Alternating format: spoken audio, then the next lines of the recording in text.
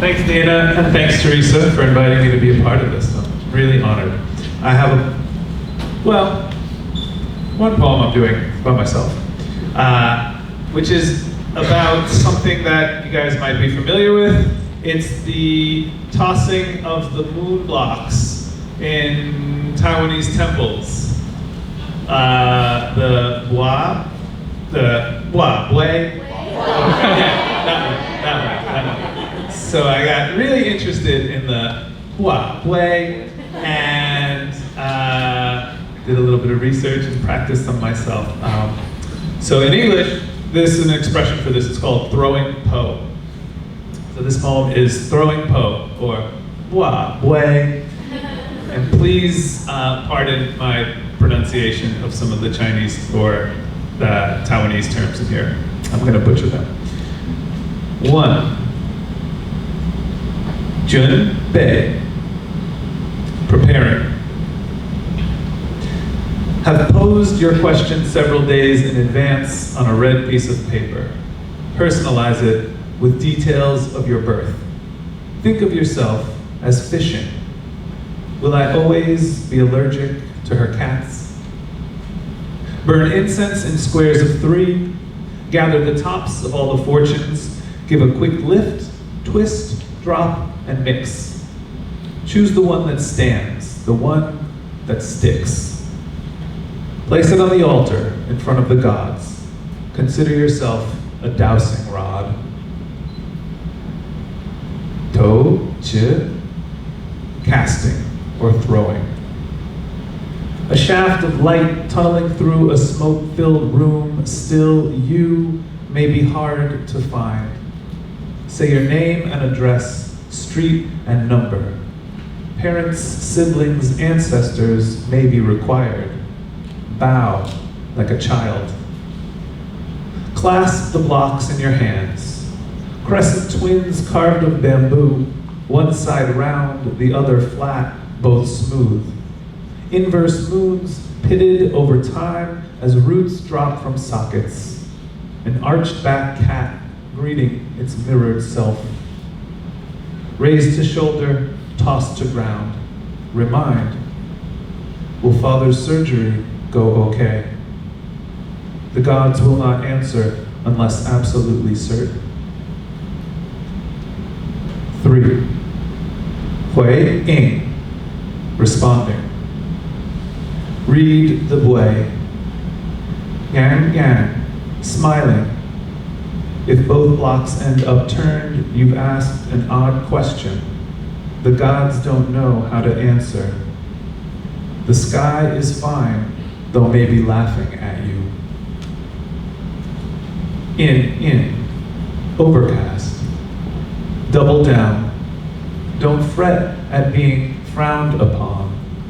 The odds are against you, but so much depends upon sincerity. The moon can't make its own light.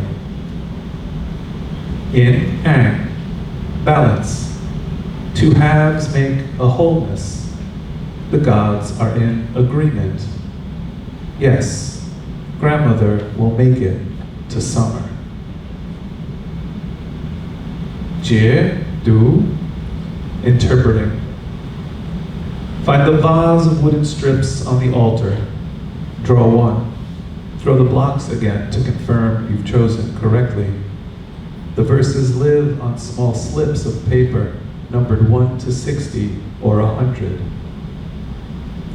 4 lines of cryptic verse greet you, but you are no necromancer. Find the old man on a stool in the corner, a sleeping shadow, his head bent heavy from a life of prophecy. He will illuminate. Thank you.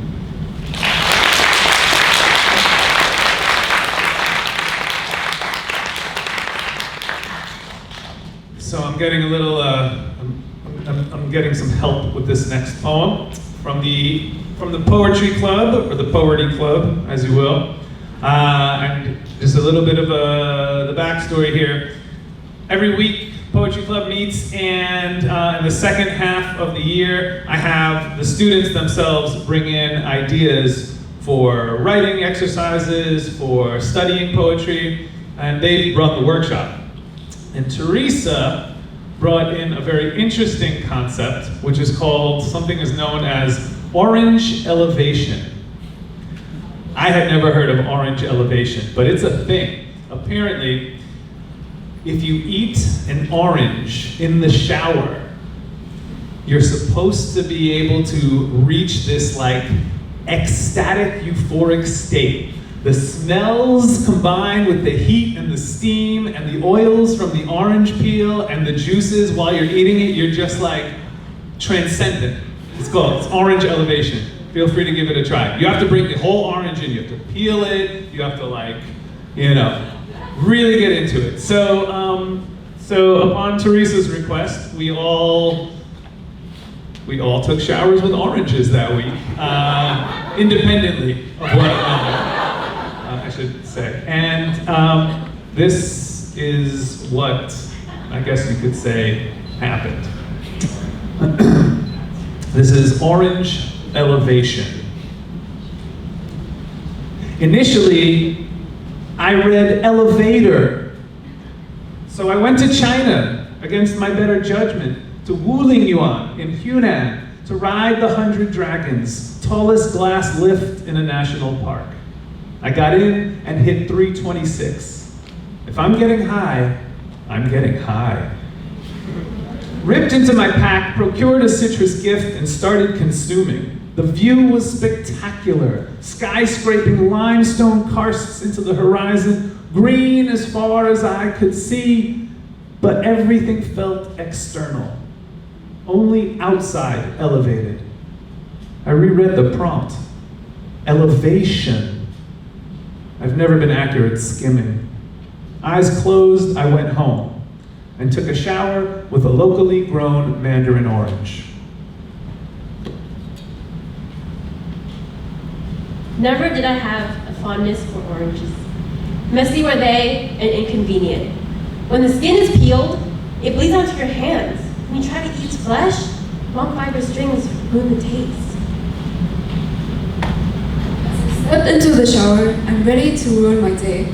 Perfectly heated water, then the orange makes a foray. Sucking on the bud, and it's sucking me in. To what do I owe this pleasure? Sour smell, sour taste. I almost tried to make my getaway. One slice, two slice. It is just like a horror movie replay.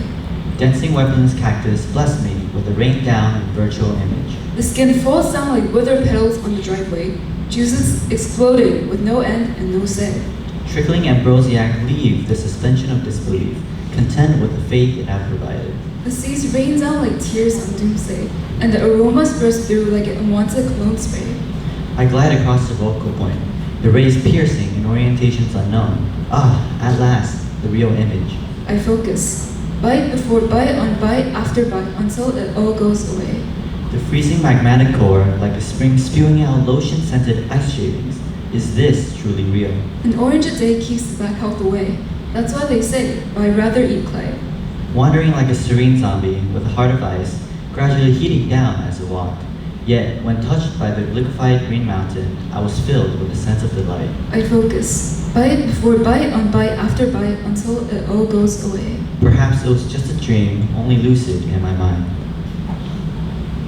Never have I eaten an orange with ease. Carefully peel its skin, not to let its blood drip. Ensure that every fiber is stripped and every seed clipped. Then will I dare eat its flesh. Your peels fall swiftly to the ground. I scramble to keep up with the flurry of splashes. First the skin, now the flesh, and the bodily fluids start to flow out. Now the real fun begins. Everything was dark. I could hear it gushing down the tub. I wondered what an ant would have made of this food falling from the sky that probably would have crushed it. Survival is tough. Its emotions certainly weren't elevating. As your juice trickles down my arm, This scent. Try screaming, but they can't hear you. I followed up with a twist. You can hear the slaughter like it was right next to your ear. The scent was strong. It had an odd feel to it. I wondered why people bother eating your brethren when the juice is what makes up all the flavor? It tasted like the misfortune of someone's fence. And I wonder why the color orange is named after the fruit. Or was it the other way around? Why is it yellow called lemon, or lemon yellow? As I looked down, my hands were already stained with the juice. He's already dead. The victim was mutilated. Your peels, scattered all over the ground, stare up at me with neither a hint of sadness nor shame, but pure menace. Eat me, they challenged smugly. I might not be the sweet pulp revered by so many, but at the end of the day, I survive. I win. And the room was silent.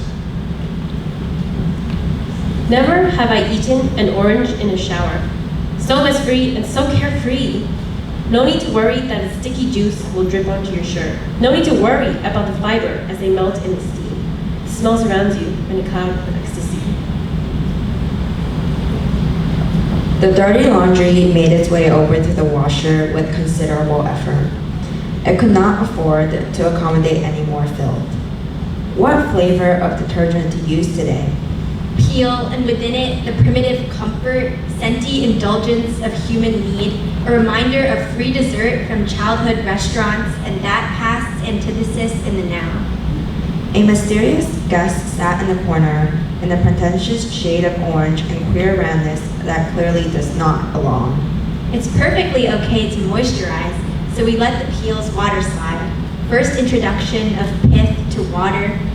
Today the guest has a purpose, to take part in the cleansing ritual, a much anticipated elevation. Or will it just be a facade?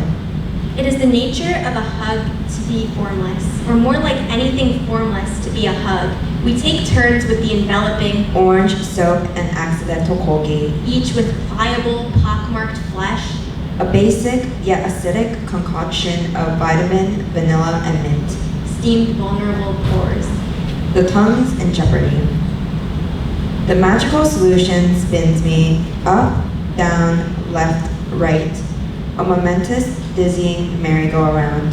Use your teeth to scrape off any subtle danger, knowing that to care, we must be willing to be careless. Like lightning striking gums and shattering teeth. Never have I ever eaten an orange in the shower. One finger down, because I have. It's a unique experience that I implore you to try. It costs nothing, and it feels the best in the middle of July.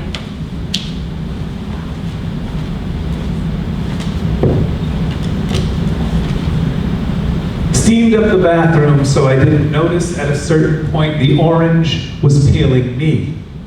Layer after layer, it shed me like luggage. Fear, gone. Depression, gone. Anger, anxiety, hostility, gone, gone, gone, gone, gone until I lifted my hand among the steam, spray, and breaking streetlight through the window, noticed instead of fingers a faint yet unmistakable orange glow in the shape of me, and I was rising above the forest among the sandstone pillars on the inside. If there is an evolution to be chosen, we have chosen it. I focus, bite before bite on bite after bite until it all goes away. Perhaps it is just one of mankind's many fruitless attempts to define what it has been given. Bite before bite on bite after bite. The body, the victim was mutilated, and the room was silent. I emerged clean, but wrinkled, drenched, and bitter. Perhaps it was just a dream, only lucid in my mind. Bite before bite on bite after bite.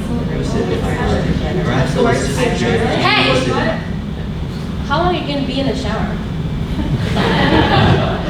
Newborn, naked, weeping, curled in the fetal position on the shower floor, I opened my eyes, masticated orange peel everywhere.